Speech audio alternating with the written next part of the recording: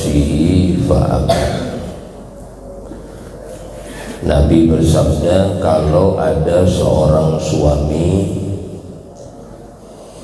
memanggil atau mengajak istrinya untuk menuju tempat tidur,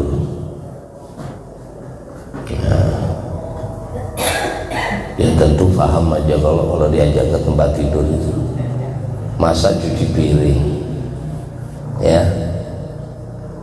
Ada suami ngajak istrinya menuju tempat tidur, kemudian fa'abad, istrinya menolak, tidak mau.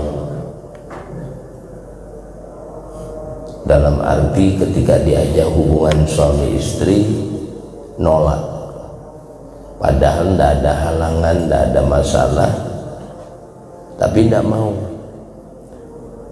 Terus bagaimana keadaan suaminya? Fabata wa huwa ghadban, dia tidur malam, di hatinya ada kejengkelan, marah betul karena ditolak tadi. Maka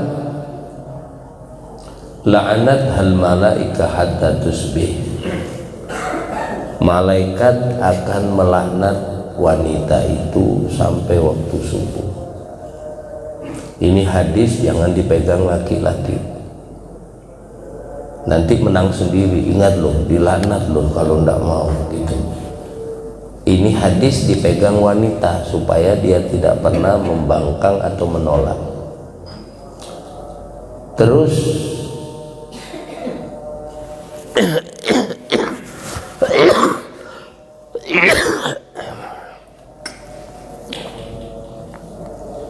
ini kalau suaminya sudah betul-betul melaksanakan kewajibannya. Sebab kita ini banyak ditolong oleh istri kita. Bapak-bapak ini banyak yang seharusnya dilakukan oleh orang laki-laki tapi ditolong oleh wanita, istri kita. Makanya Sayyidina Umar itu pernah ada seseorang yang istrinya itu pengomelan. Jadi kalau sudah pagi sampai malam itu mulutnya tidak pernah berhenti, bekicau terus. Jadi orang laki-laki ini tidak tahan, mau lapor kepada Sayyidina Umar bin Al-Khattab. Maka Sayyidina Umar ini terkenal keras, ya, keras.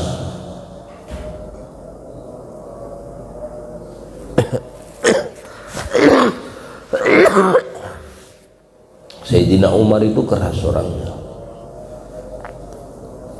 Jadi laki-laki ini mau lapor tentang keadaan istrinya yang pengomelan, pemarahan. Sebenarnya tidak bagus Pak, bini-bini berani kepada laki itu tidak boleh. Tapi ini terjadi, dan terjadi juga di Indonesia, bahkan di Maninjau sini banyak. Laki-laki suami-suami takut istri. Kadang-kadang makanya sampai terjadi pada sahabat Nabi seorang yang ahli ibadah, orang yang sangat dekat dengan Nabi Muhammad, ketika diperintah dengan istri dan diperintah dengan ibunya, ternyata yang didahulukan perintahnya istri. Ibaratnya kalau istri nyuruh, Mas tolong ke sana Mas ya, ke utara, sementara ibunya ngomong, Nak tolong nak kamu ke selatan, ada perlu mama. Kira-kira yang didahulukan perintahnya ibu apa perintah istri? Yang terjadi loh Bu, terjadi kebanyakan yang istri dulu didudukan, padahal seharusnya ibu dulu baru istri. Itu.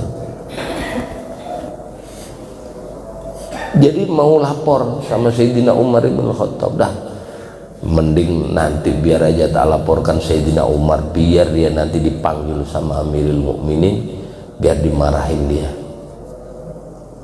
Minta tangan orang, sebab dia marahin sendiri tidak berani dia. Ternyata subhanallah, begitu sampai di depan pintu Sayyidina Umar, ternyata Sayyidina Umar juga dimarahin bininya.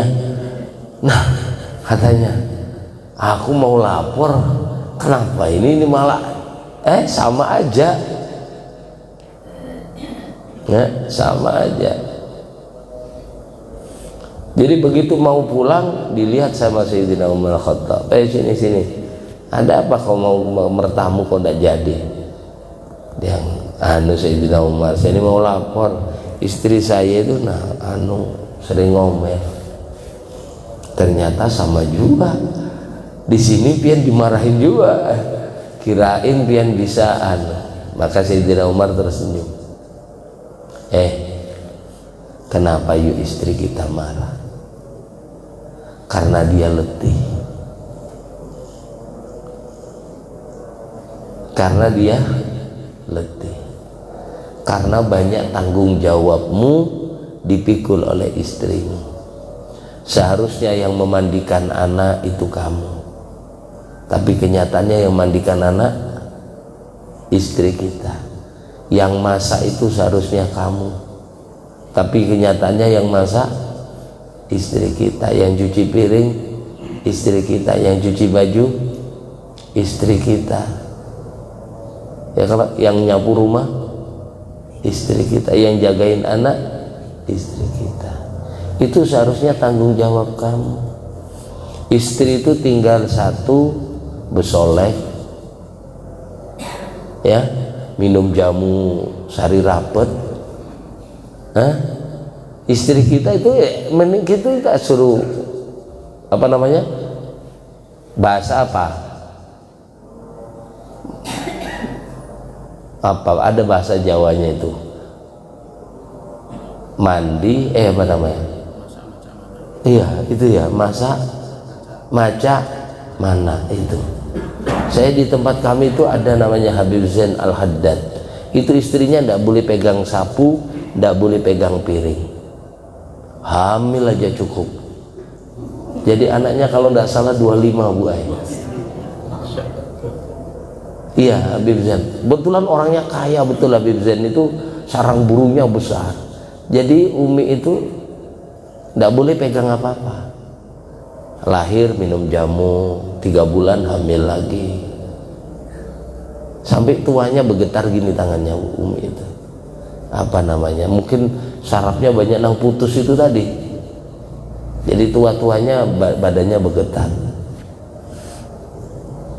Kebetulan anak-anak beliau itu, anaknya Habib Zain kawal lulun sekolah, Yik Bakar, Yik Dila, ya. Pokoknya banyak, Yik Hasan, pokoknya teman sekolah semuanya, kakak kelas, adik kelas, satu kelas. Nggak boleh apa-apa. Seharusnya memang gitu, istri kita cukup mandi, maca besolek, makan, habis itu mengandung. Ya pantas kalau dilayani, pian nolak gitu, dilaknat sama malaikat. Orang tinggal makan aja dia, minum jamu, ya kalau. Nah, sementara kenyataannya di kita ini semua tanggung jawab dipikul oleh istri.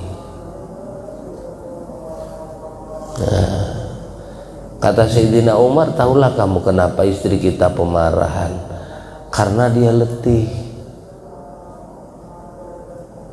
Pagi udah cuci piring, cuci baju, masak, habis makan, cuci piring, habis itu baju yang baru disetrika dipakai, dikencingin anak, diompolin, dicuci lagi, dijemur lagi, disetrika lagi.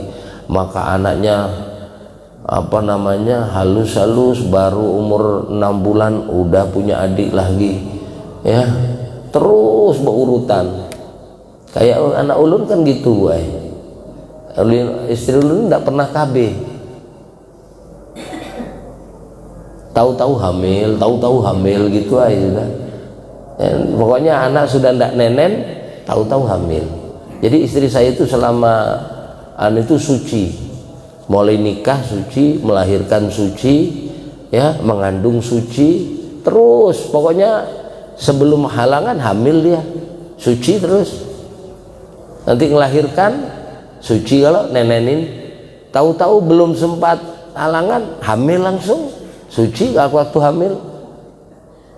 Jadi pokoknya hamil suci gitu ya sudah sampai 8. Nah sekarang halangan sudah karena tidak hamil lagi dan tidak KB juga, memang mungkin jatahnya di kandungan itu 8 aja ya. Halangan. Ini kadang-kadang anak kecil, yang satu nenenin, yang satu baru berjalan, yang satunya sakit, tiga-tiganya berat, nenenin yang baru jalan, habis itu yang sakit-sakitan. Malam ini sudah ibaratnya otot-ototnya sudah letih, kepingin istirahat, sudah berhari-hari tidak istirahat. Ini anak ditidurkan, yang gede udah tidur, yang sakit baru tidur, yang nenen juga baru tidur semuanya. Bapaknya yang bangun, kibit-kibit pantat ya. Ini namanya tidak tahu diri juga kita ini. Kapan istri kita istirahat. Nah ini yang harus kita ngerti. Yang dilaknat ini kan kalau memang istrinya full dikasih fasilitas ya, kewajiban laki-laki dilaksanakan, nah baru nuntut. Kalau semua dibebankan kepada istri, nah ini suaminya yang perlu ditanyakan, suaminya yang ditanyakan. Makanya Sayyidah Fatimah ketika ibunya meninggal, Sayyidah Khadijah, beliau tanya sama Nabi, kepada siapakah aku perlu menimba ilmu? Ujar Nabi, datangin Maimunah.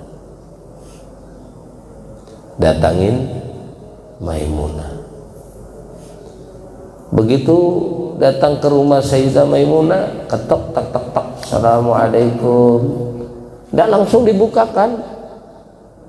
Beliau tanya, man anti, siapa di luar, siapa? Ulun Fatimati Zahra binti Rasulillah. Jadi kalau ditanya siapa, jangan bilang saya ya. Ataitul jababal jannah, aku datang ke pintu surga, tiba-tiba aku minta fa'astaftihu, aku minta dibuka, fayaqulul khazin man anta. Nah, penjaga pintu surga nanya, siapa? Ana Muhammad. Nah, jadi Nabi sebutkan namanya, bukan saya. Kan biasanya kan gitu, siapa di luar? Saya. Terus saya itu semua orang, tapi kalau disebutkan namanya, nah kita tahu, oh iya aku kenal. Dibukakankah? Tidak. Siti Fatimah begitu ketuk, man fil bab, ana Fatimati Zahra binti Rasulillah. Nah langsung dibuka? Tidak. Ini pelajaran. Maimunah bertanya, ma'aman anti ya Fatimah, sama siapa? Oh ana ma'a waladil Hasan, sama putraku Hasan. Maka pintu tidak dibuka. Maimunah mengatakan, aku tidak boleh buka pintu kalau ada orang laki-laki. Ini kan kecil, kata Siti Fatimah. Maka Maimunah mengatakan, suamiku bilang laki-laki. Itu Hasan laki-laki enggak? Laki-laki. Sudah pulang Siti Fatimah, dapat pelajaran satu. Artinya kita selagi suami tidak ada, siapapun kalau bisa jangan diterima, kecuali bapak atau mertua ya. Kalau masih apa ipar ya, nah, ipar masih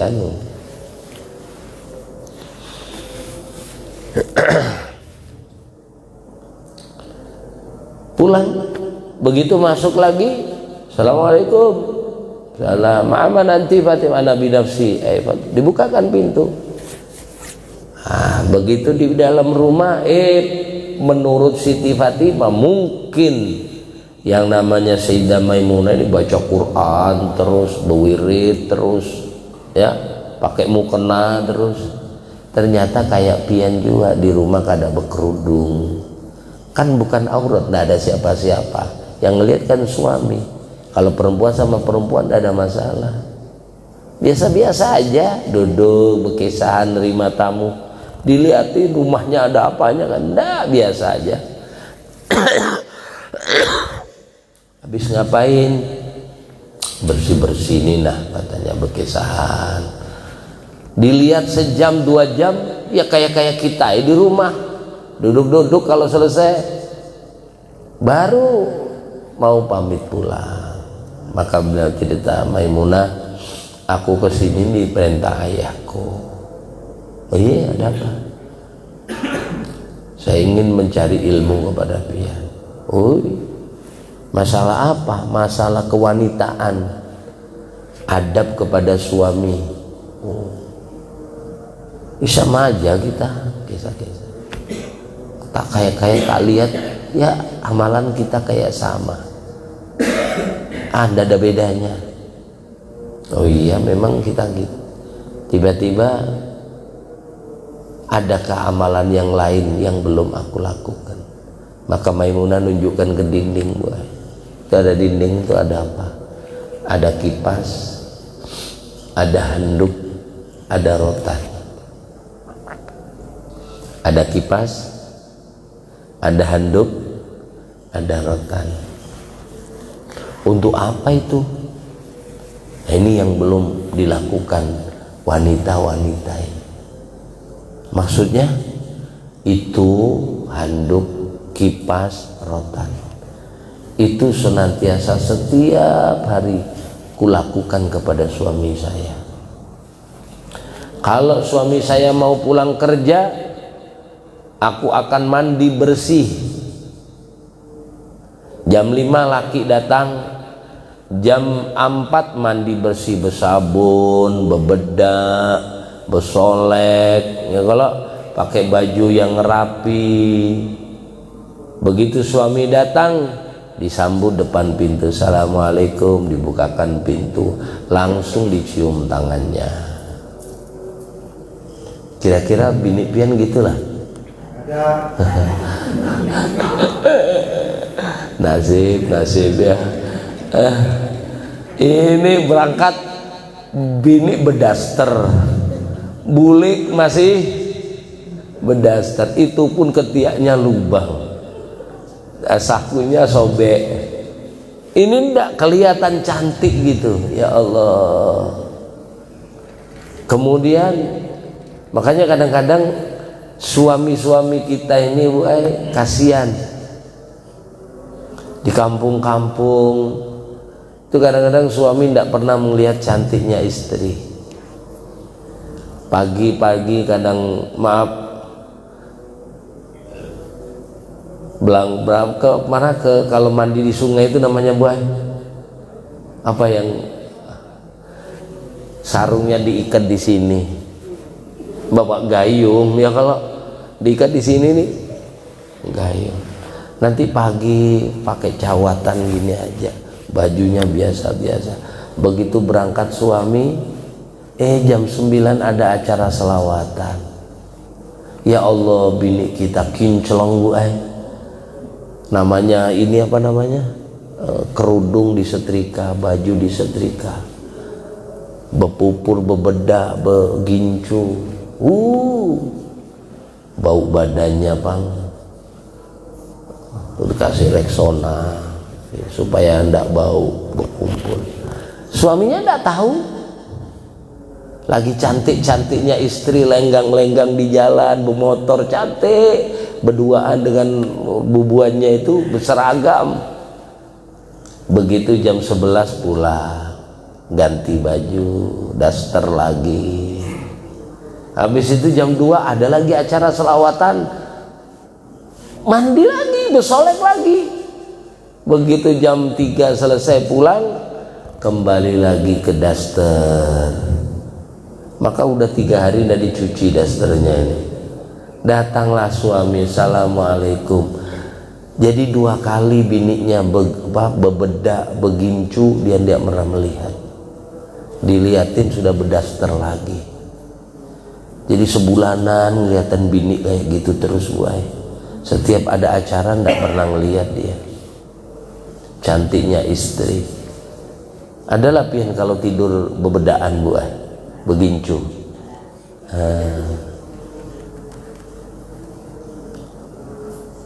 Kadang-kadang istri ulun kalau guring buai mau tidur itu saya ceramah pakai pembersih wajah. Habis itu pakai bedah. Datang itu kalau dicium harum betul. Makanya jadi anak 8 itu buah. Ya. Gitu. Jadi liatin tuh Maimunah katanya, kata si dia itu. Jadi kalau suami saya datang, saya sudah cantik bersih, aku cium telapak tangannya, aku tuntun kayak kemanten baru gitu. Aku dudukkan di atas kursi. Kemudian aku buka bajunya. Kalau yang ini jelas tidak ada bini pian kayak gini buah. Bapak-bapak ada?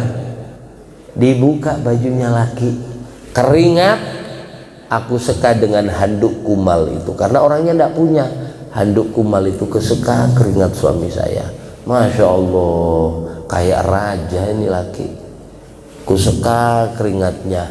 Selesai habis keringatnya, aku kipasin. Panas-panas berkeringat, paling enak diapakan bu? Dikipasin. Nah selesai, aku masakkan air hangat untuk meluruskan urat-urat dan otot yang kencang. Mandi air hangat. Surga laki kayak gini bu.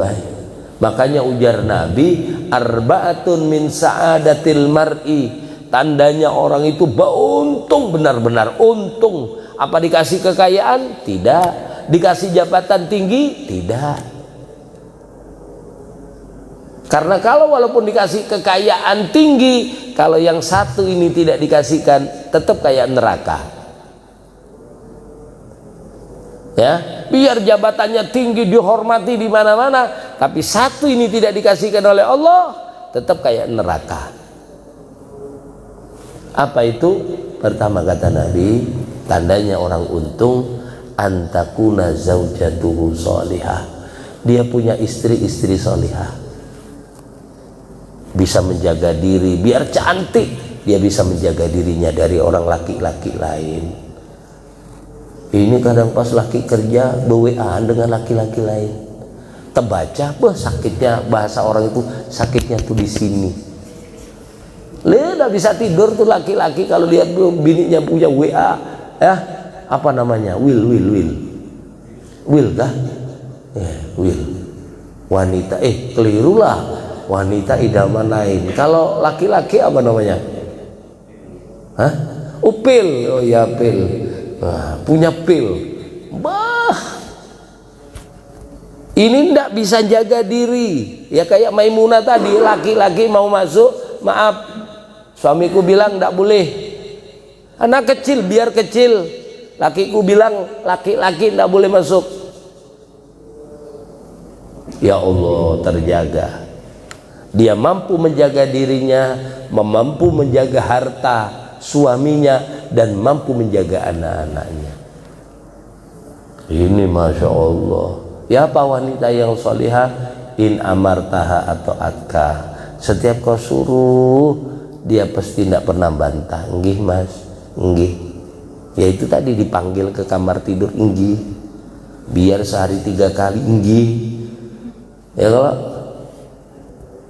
kayak Sayyidah Nafisah, walinya Allah, dia tidak pernah sholat malam kecuali melayani suaminya dulu. Jadi tiap malam suaminya itu ditawarin, mas kalau kita hendak kapian malam ini, oke aja. Kalau laki-laki tidak nolak aja lah, apalagi minum kuku bima. Habis selesai ditawarin lagi. Selesai kalau bersih-bersih, langsung kamar mandi, bersihkan diri, datangi lagi lakinya, nambah kapian. Kalau bilang uyuh sudah, ya kalau maka pamitanlah Sayyidah Nafisah kepada suaminya, bolehkah aku sholat malam? Jadi tidak pernah sholat malam kecuali lakinya dulu dilayanin. Kalau sudah selesai dia sholat sampai subuh, sholat malam, tapi minta ridho suami dulu. Bolehkah aku sholat malam? Kalau suaminya bilang nggih boleh, dia sholat sampai subuh. Kalau suaminya melarang, dia akan tidur dengan suaminya. Sampai Imam Syafi'i minta doa. Katanya Imam Syafi'i, kalau aku meninggal, kurang apa lagi Imam Syafi'i yang dikatakan Abdullah ibnul Mujahid bermimpi dengan Nabi Muhammad. Beliau bertanya, ya Rasulullah, halla anta dua ibna ammika ayyadkhulal jannata bighairi hisab. Rasul, alangkah bagusnya seandainya anaknya paman sampean, yaitu Imam Syafi'i, masuk surga tanpa dihisab. Iya, kata Nabi, aku doakan dia masuk surga tanpa dihisab. Tapi apa yang dilakukan oleh Imam Syafi'i? Dia mengatakan, kalau aku meninggal, lewatkan jenazahku ke rumahnya Sayyidah Nafisah. Lewatkan aja. Kalau sudah lewat, berhentikan. Dan aku minta Sayyidah Nafisah untuk mendoakan aku. Sayyidah Nafisah ini termasuk cucunya Nabi Muhammad SAW, yang seumur hidup tidak pernah batal wudhu. Seumur hidup tidak pernah batal wudhu. Jadi kalau ngelayanin suami itu ada kewajiban sendiri, tidak masalah. Kita berhubungan kan batal, tapi berhubungan ini sampai dikatakan dalam kitab Qurratul Uyun, kalau ada seorang laki-laki pegang tangan istrinya, pegang aja bejapai gitu, pegangin, pingkutin, Allah tulis 10 kebaikan. Pegang gini aja, nah lepas 10 kebaikan. Sementara 1 kebaikan lebih baik dari dunia beserta isinya. Kalau kau rangkul istrimu, wa idza anaqaha, bepalukan, ditulis 100 kebaikan. Peluk, lepas 100. Makanya ibadah paling enak itu punya bini. Bagi yang duda-duda, lakasin kawin. Bagi yang janda, lakasin punya suami. Karena ibadah paling enak itu apa, Bu? Punya suami atau punya istri. Tidak payah, enak, pahalanya besar.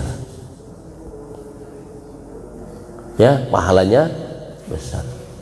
Sampai Al-Habib Ahmad bin Husin bin Abu Bakar bin Husin As-Segaf, waktu ngaji dulu, ngaji Riyadhus Shalihin, ngaji kitab Ihya, beliau mengatakan kullu syahwatin tuksil qulub, setiap syahwat itu bikin keras hati. Sampai kepingin punya jabatan, syahwat kepada pangkat, keras sampean, semakin kepingin sampean duit berapa aja pian keluarkan, gelontorkan untuk kepingin punya jabatan. Padahal Pak Ai, kalau diakal-akal mau jadi wali kota ngeluarkan berapa miliar, gajinya berapa? Paling 15 juta aja sebulan. Kalikan 5 tahun. Kanola dan lain-lain mentoklah 45 juta. Tanyakan kalau tidak percaya. Anggota dewan lain-lain kalau tingkat sini aja paling 60 juta. Tapi habisnya berapa? Yang dicari bukan itu. Kepingin dihormati orang. Kalau datang kalau berangkat di wiu. Itu aja kepinginnya dihormati, dinaikkan pangkatnya gitu aja. Datang ditepuin tangan, dikasih kalungin bunga. Hubbul jah. Semua syahwat bikin keras hati. Kepingin harta, gitu juga. Illa, katanya beliau, syahwatun nisa, pelampiasan nafsu kepada bini.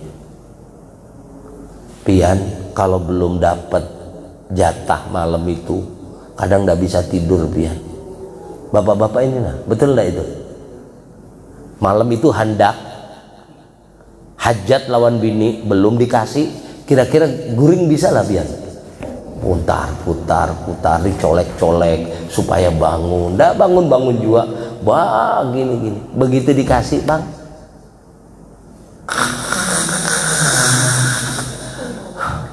langsung guring, pelong.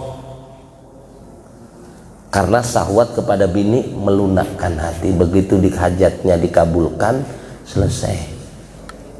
enteng. Hutang lupa Pak, langsung tidur,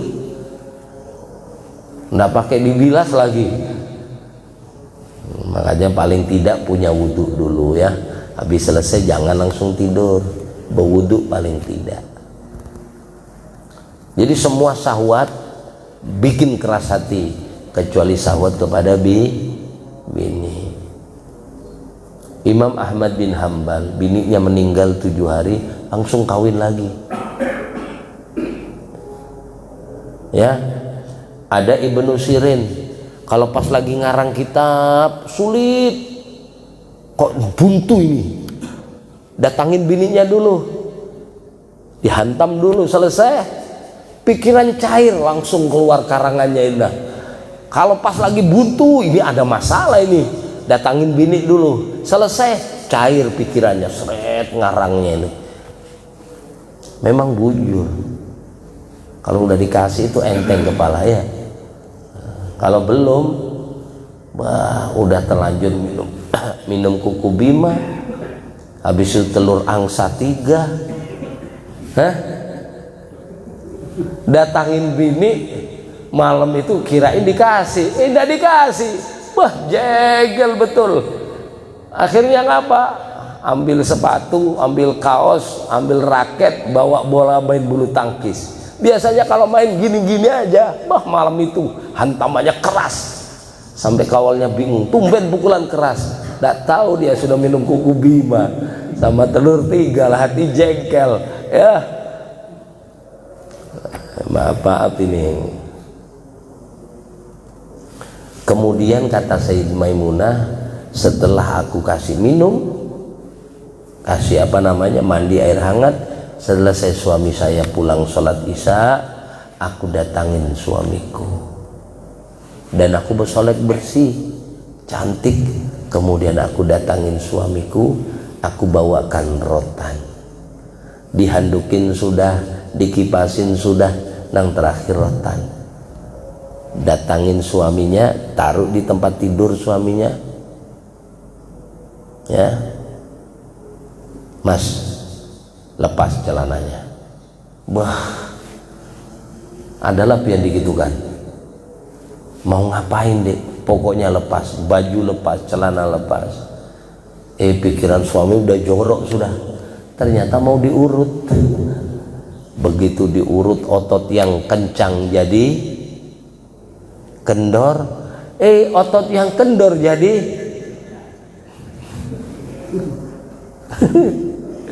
begitu selesai rotan dikasihkan sama suami. Loh iya kan, kalau jalan kan kakinya kenceng, kalau diurut, yang otot kencang jadi kendor, yang otot kendor jadi kencang. Orang istrinya mijitnya sambil usil dikit-dikit. Sudah itu aku berikan rotan kepada suami saya, aku buka bajuku, dilepasnya bajunya. Kemudian aku berjongkok di depan suamiku, aku berkata, suamiku, selama pelayanku mulai pagi sampai malam ini, kalau ada sesuatu yang bikin hati sampean tidak suka, hati sampean jengkel, marah, aku minta ridhomu, maka diberikan rotan. Kalau pian mau mukul ulun, pukul aja sudah, pilih sebelah mana. Coba kira-kira kalau laki-laki lihat bini sudah telanjang, kira-kira berani enggak nempeleng? Apanya yang ditempeleng?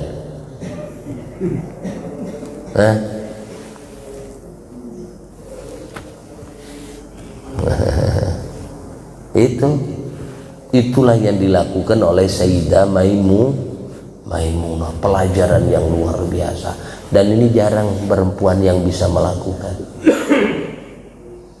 Padahal maaflah, wanita itu kalau kepingin masuk surga paling gampang. Nabi tidak ngasih syarat banyak kok, cuman 2 aja tambah 1, 2 tambah 1 surga sudah. Apa syarat pertama? Sholat aja 5 waktu. adzan salat. Adzan salat.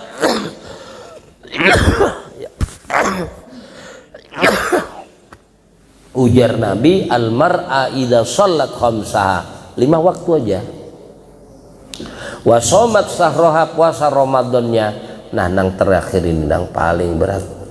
Wa ata'at zaujah, bakti lawan laki.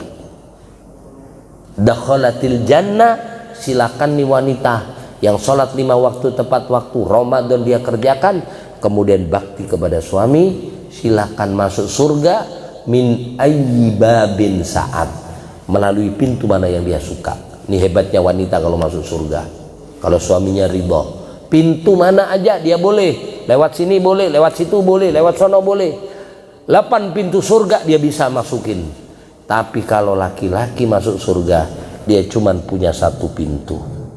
Kalau dia masuk sepintu pertama, dia ada punya hak pintu kedua. Kalau ditakdir masuk pintu kedua, dia tidak boleh pintu pertama, dan lain-lain sebagainya. Kalau wanita boleh.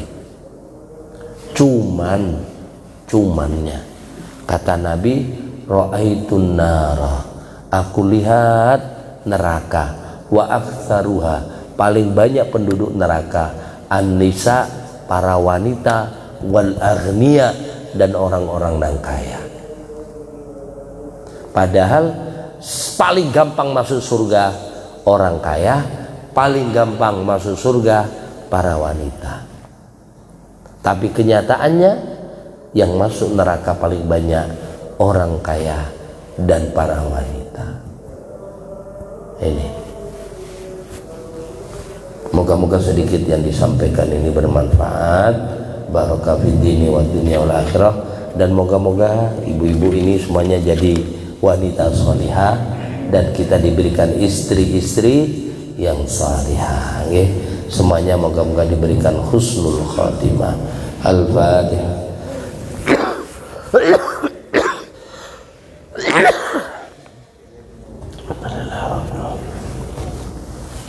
Amin amin ya Allah ya rabbal alamin. Allahumma shalli ala sayyidina Muhammad. Allahumma anfa'na bima 'allamtana wa 'allimna bima yanfa'una. Allahumma ighfir lana dhunubana wa liwalidina wa liauladina ya rabbal alamin. Allahumma khtim lana husnal khatimah inda ajalina. Qaula la ilaha illallah Muhammad Rasulullah sallallahu alaihi wasallam. Rabbana atina fid dunya hasanah wa fil akhirati hasanah wa qina adzabannar. Sallallahu alaihi wa sallam. Alhamdulillahi rabbil alamin.